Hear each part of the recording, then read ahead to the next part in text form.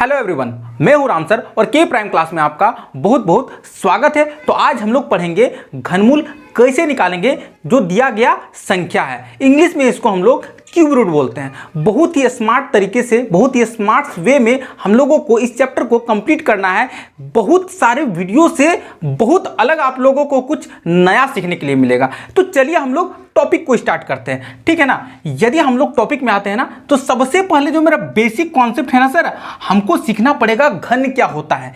किसी भी संख्या का घन क्या होता है, इस चीज को हम लोगों को सीखना है, ठीक है। यदि आपके पास क्वेश्चन पूछ दे कि सर 3 का घन क्या होगा, 3 का घन क्या होगा, इसका मतलब है कि जो मेरा दिया गया संख्या है ना, उसको वापस में 3 बार गुना करना है सर। समझ में आ रहा है? कितना बार गुना करना है? 3 बार आपस में गुना कर देना है। और तीनों को गुना करने के बाद जो मेरा आंसर आएगा, 3 तिया 9 और 9 तिया मेरा 27 आंसर आएगा। ये समझ में आया? क्लियर है? और एक संख्या ले लेते हैं, मान लिया जाए हम 5 ले लेते हैं कि सर 5 का घन क्या होगा। और एक नया चीज सीखने के लिए मिलेगा, है कि नहीं। जबरदस्त आप घन मतलब सीख लो कि 5 पर घात 3 होता है। जो संख्या रहे, चाहे कौन हो भी संख्या क्यों ना रहे, घन का मतलब होता है घात 3। क्या होता है? घात 3, यानी कि 5 पर घात 3, ठीक है। यानी कि इसका आंसर क्या हो जाएगा? 5 गुना 5 और जो मेरा आंसर निकल के आएगा सर, वो 125। 5 पचे 25 और 25 पचे क्या होगा? 125 निकल के आएगा।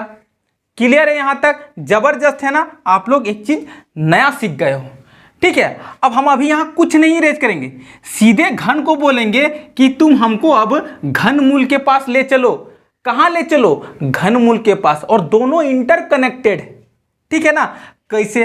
अब देख लो, हम एक क्वेश्चन अरेंज करते हैं। क्वेश्चन मैथ में कि सर हम पूछ देंगे कि सर 27 का घनमूल क्या होगा।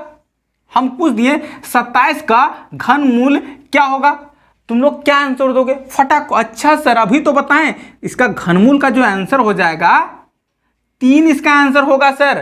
कहने का मतलब कि कौन सा ऐसा संख्या जो 3 बार गुना करने पर मेरा 27 होगा, है कि नहीं। तो ये एक दूसरे से क्या है? इंटरकनेक्टेड। कौन सा ऐसा संख्या है बताओ जो 125 आ जाएगा 3 बार गुना करने पर, है ना। समझ में आ रहा है ना, है कि नहीं। कोई ऐसा संख्या बचाओ जो 3 बार गुना करेंगे तो मेरा 125 आएगा। अरे सर वो संख्या 5 है सर, यानी कि 125 का घनमूल मेरा 5 होगा। यदि यहीं पर आपको एक बड़ा संख्या दे दे, 3 प्रश्न मेरे पास है, तब आप क्या करोगे? हो गया ना कंफ्यूज। चलिए इसको हम लोग सीखते हैं कि किस तरह से हम लोग इसको निकालेंगे, ठीक है ना। और क्वेश्चन किस तरह से होता है, किस तरह से आपको कंफ्यूज किया जाता है मैथ में, ठीक है। ये तो वर्बली था, ओरल क्वेश्चन था, ठीक है। चलो, जैसे ही हम लोग 216 का घनमूल निकालेंगे, 216 का घनमूल निकालेंगे, तो सीधा सीधा प्रश्न जो मेरा होगा, क्योंकि प्रश्न बिना उत्तर अधूरा, है कि नहीं। तो प्रश्न होगा सीधा कि सर 216 का घनमूल होगा, है कि नहीं, या क्या होगा। ये मेरा प्रश्न होगा, ठीक है। इस तरह से पहला। और एक क्वेश्चन अंडर रूट 216 पर पावर 3, है कि नहीं। इस तरह के प्रश्न आप देख लोगे ना, सही बोलता हूं यार, आपका लाइफ फ्लैट में चल जाता है। उस समय कुछ दिमाग लगता है कि उस चैप्टर को छोड़ के भाग जाएं। लेकिन ये दोनों का क्वेश्चन जो है ना, सेम मीनिंग है।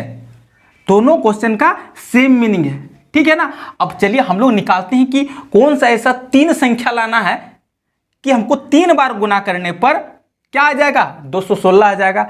आपको कुछ नहीं क्या करना है, अभाज्य गुणनखंड विधि का यूज करना है, प्रयोग करना है। अभाज्य गुणनखंड विधि यदि आप नहीं जान रहे हो तो डिस्क्रिप्शन में वीडियो का लिंक दे दिया हूं, वहां जाके आप देख सकते हो, ठीक है ना। चलिए सर 216 का अभाज्य गुणनखंड निकाल तो दीजिए थोड़ा सा। सबसे पहले ये 2 से कटेगा, है कि नहीं? किससे कटेगा? 2 से। यानी कि 2 का टेबल में कितना बार में 216 का आधा कर दो, 108 बार में कट जाएगा पूरा पूरा सर।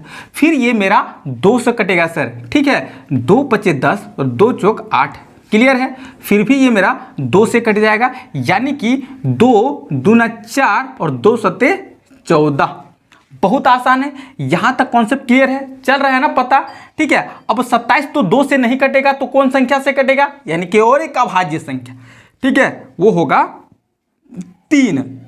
और 3 का पहाड़ा में 27 कितना बार में आता है? 9 बार में आता है सर। फिर मेरा 3 9 से लग जाएगा 3 बार में, और 3 मेरा 1 बार में हो जाएगा। और इसका यानी कि 216 का अभाज्य गुणनखंड हमने निकाल लिया है। अब इसको क्या करना है वो देखो, ठीक है ना? कुछ नहीं करना है, ठीक है। यहां पे लिखते हैं कि 216 का अभाज्य गुणनखंड, जो गुणनखंड है ना, जो संख्या, उसको लिख देना है। यानी कि 2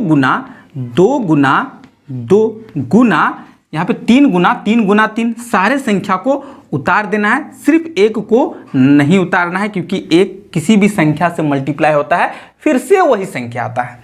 अब यहाँ पे कुछ नहीं करना है, हम लोगों को 3 संख्या का एक पेयर बनाना है, ठीक है। ऊपर में 3 संख्या के बदले एक पेयर, और यहाँ पे 3 संख्या का बनाना है। और ये तीनों संख्या के बदले हमको 1 बार 2 लिखना है, और ये मेरा संख्या होना चाहिए एक जैसा, समान संख्या होना चाहिए, सेम नंबर होना चाहिए, क्लियर है। फिर से हमको मल्टीप्लाई का साइन देना, और तीनों 3 के बदले 1 बार 3 लिखना है, यानी कि 2 तिया मेरा 6, क्लियर है।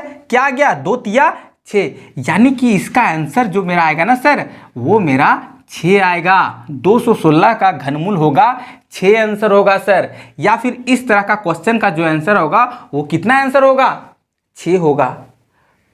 तो बहुत ही आसानी से पूरे कॉन्सेप्ट्स को, कहीं कुछ छूटा नहीं है, क्लियर कर लिया है। और यदि आप चैनल में अभी तक नए हो ना, तो चैनल को आप सब्सक्राइब कर लो, बिल्कुल, ठीक है ना। 0 से हीरो बनना है तब, और अभी तक बहुत ज़्यादा पसंद आ रहा है तो लाइक्स तो करो ही करो, ठीक है। हम लोग थोड़ा सा और आगे बढ़ जाते हैं बिल्कुल स्मार्ट तरीके से, ठीक है ना। अब हमारे पास स्मार्ट बोर्ड नहीं है तो स्मार्ट तरीका कहाँ है? चलो, पढ़ने में प्रेजेंस ऑफ माइंड का वर्क होता है, बोर्ड का नहीं, ठीक है ना। अब 3 3 7 5 का क्या निकालना है? अभाज्य गुणनखंड। प्रश्न मेरा वही कि 3 3 7 5 का घनमूल क्या होगा, और निकालने का प्रोसेस भी क्या होगा? एक अभाज्य गुणनखंड विधि होगा, ठीक है ना। किस प्रोसेस से? अभाज्य गुणनखंड विधि से। यानी कि यहाँ प्रश्न चेंज, 3 3 7 5 है कि नहीं? क्लियर। अब सर हम लोगों को कभी भी अभाज्य गुणनखंड जब निकालते हैं तब मेरा क्या कॉन्सेप्ट क्लियर होना चाहिए? सर अभाज्य संख्या का जो विभाज्य का नियम है ना, वो पूरी तरीके से आना चाहिए। जैसे 2 3 5 7 11 13, कम से कम तो भाई 2 से लेकर 10 तक विभाज्य का जो नियम है वो आप सभी को आना ही चाहिए। चलिए बिना देर किए हुए हम लोग यहाँ चलते हैं। विभाज्य का नियम बोलता है कि सारे संख्याओं को जोड़कर यदि 3 से कट जाता है तो ये संख्या 3 से कट जाएगा, ठीक है ना। 5 7 5 12, 12 3 15 और 3 18, यानी 3 से कट जाए। 3 इकाई 3, 3 इकाई 3, 3 दूना 6 और 3 पचे 15, ये 3 से पूरा पूरा कट गया। अब हम लोगों को क्या करना है? यहाँ पे 3 से फिर कट जाएगा, 3 तिया 9, फिर 3 सती 21, 3 पचे 15, ठीक है। फिर ये 3 से कट जाएगा, 3 इकाई 3, ठीक है ना। पूरे आराम से इसको आप सीख सकते हो डायरेक्टली डिवाइड करने के लिए छोटा संख्या से, ठीक है। 3 इकाई 3 और 3 दूना 6, 3 पचे 15। अब हमको करना है यहाँ पे 5 से, ठीक है। 25 का टेबल में 125 कट जाएगा। फिर अब क्या करना है? फिर 5 से कटेगा, यानी कि 5 पचे 25, और ये मेरा क्लियर हो गया। अब आप जैसा बताएं सर, 3 3 7 5 है ना, इसका जो गुणनखंड होगा 3375 का जो फैक्टर्स होगा, प्राइम फैक्टर्स, वो हो जाएगा, क्या हो जाएगा? 3 गुना 3 गुना 3 और गुना 5 गुना 5 गुना 5, हाँ या नहीं? बिल्कुल हाँ है सर। ठीक है, अब यहाँ पे एक तीनों संख्याओं को एक बार लिखना है और ये तीनों संख्याओं को एक बार लिखना है, यानी कि 3 गुने हो जाएगा 5 और मेरा 15 आंसर निकल कर आ गया है। यहां तक आई होप कहीं कोई कंफ्यूजन नहीं हुआ होगा और आप किसी भी संख्या का घनमूल बहुत ही आसानी से इस विधि से निकाल सकते हो। ठीक है ना? तब आपको ये जो तीसरा प्रश्न है ना, आप बिल्कुल अपना कॉपी में निकालिए, बनाइए, इसका आंसर क्या होगा मुझे कमेंट में भेजिए। मैं आपके कमेंट का क्या करूँगा, वेट करूँगा, आपको लाइक्स कर दूँगा। ठीक है ना? फिर मिलते हैं नेक्स्ट वीडियो में, तब तक के लिए बाय बाय।